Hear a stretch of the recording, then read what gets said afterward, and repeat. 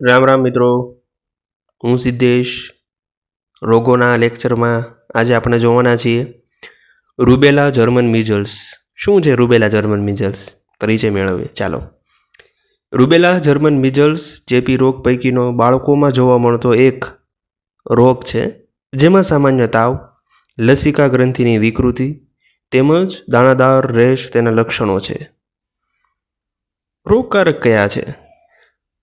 તો rubella German measles એ ટોગા virus જાતિના RNA વિષાણુથી ઉત્પન્ન થાય છે.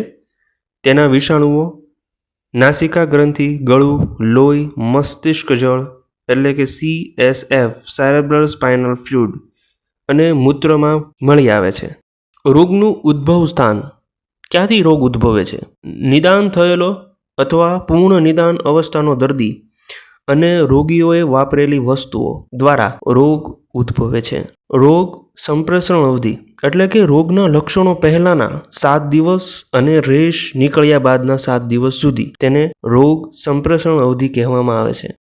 પર્યાવરણીય પરિબળ એટલે કે એન્વાયરોમેન્ટલ ફેક્ટર્સ, ખાસ કરીને ઉષ્ણ ઝોનમાં શિયાળાના અંતિમ દિવસોમાં વસંત ઋતુના શરૂઆતના દિવસોમાં સક્રિયપણે દર 4 થી 9 વર્ષે મહામારી સ્વરૂપે પ્રગટે છે. પ્રસારણ કે રોગ કઈ રીતે પ્રસરણ પામે છે?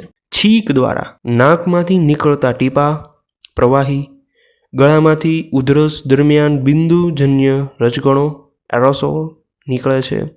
તે મારફતે એક વ્યક્તિ બીજી વ્યક્તિના સંપર્કમાં આવે ત્યારે ચેપ લાગે છે.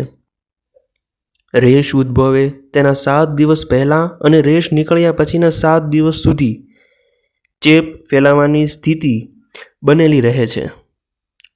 રોગની ઉદ્ભવન અવધિ એટલે કે રોગનો સમયગાળો, રોગ ઉદ્ભવવાનો સમયગાળો 2 થી 3 અઠવાડિયા એટલે કે સામાન્ય રીતે 18 દિવસની હોય છે. નિદાનની વિશેષતા જોઈએ તો પ્રાથમિક લક્ષણોમાં પ્રોડોમલ એટલે કે શરદી, ગળામાં સોજો, મંદ તાવ. આ લક્ષણો લોહીમાં વિષાણુઓની હાજરી જાહેર કરે છે. લસિકા ગ્રંથિનો વિકાર.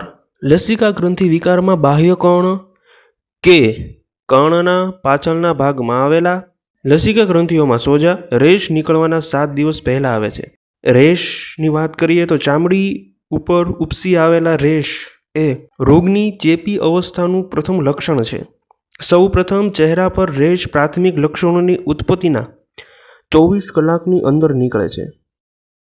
જટિલતા, વિષમતાની વાત કરીએ કે આ રોગની ચરમસીમા શું હોઈ શકે, કે આપણે કઈ રીતે બીમાર કરી શકે.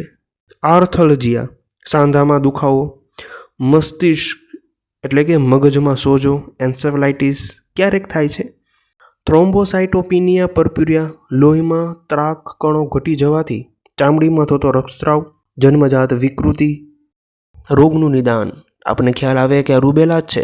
ગળામાંથી નલિકા મારફત વિષાણુઓનો સ્વેબ મેળવી વાયરસને છૂટા પાડીને કલ્ચર કરવાથી રૂબેલાનું ચોક્કસ નિદાન શક્ય છે.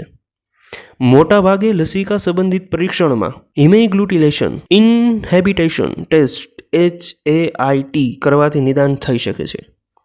અતિ સંવેદનશીલ લસિકા વિજ્ઞાન સંબંધિત પરીક્ષણમાં ઇલિસા પરીક્ષણ અને રેડિયો ઇમ્યુનોઆસેનો સમાવેશ કરેલો છે.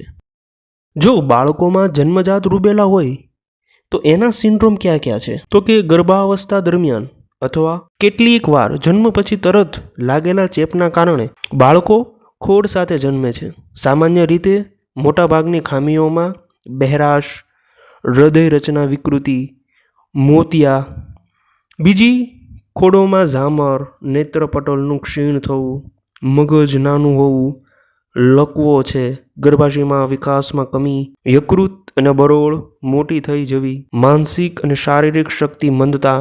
આ ખામીઓ પૈકી કોઈ એક અથવા સામૂહિક ઉદ્ભવે તો તેને રૂબેલા સિન્ડ્રોમ કહેવાય છે. ગર્ભાવસ્થાના પ્રથમ 3 મહિનામાં આ રોગોનો ચેપ લાગી શકે છે, જેનું પ્રસારણ પ્લેસેન્ટા દ્વારા માતામાંથી ભ્રૂણમાં થાય છે. તીવ્ર ચેપની સ્થિતિમાં ગર્ભપાત, મૃત બાળકો, જન્મજાત ખોડ જેવી કે બહેરાશ, મોતિયાબિંદુ જેવી વિકૃતિઓ થઈ શકે છે. રૂબેલા તે રસી મારફતે બાળકોમાં રોગ પ્રતિકારકતા પ્રાપ્ત થઈ શકે છે. R27 રસી 0.5 mlની માત્રામાં ચામડીની નીચે એટલે કે સબક્યુટેનિયસમાં એકવાર આપવામાં આવે છે. આ રસી વ્યક્તિને 14થી 15 વર્ષ અથવા સમગ્ર જીવનકાળ દરમિયાન રોગ પ્રતિકારકતા આપે છે.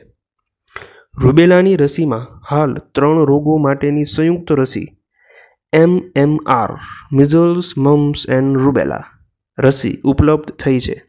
રૂબેલાની રસી લીધા બાદ 3 મહિના સુધી ગર્ભધારણ કરવું નહીં.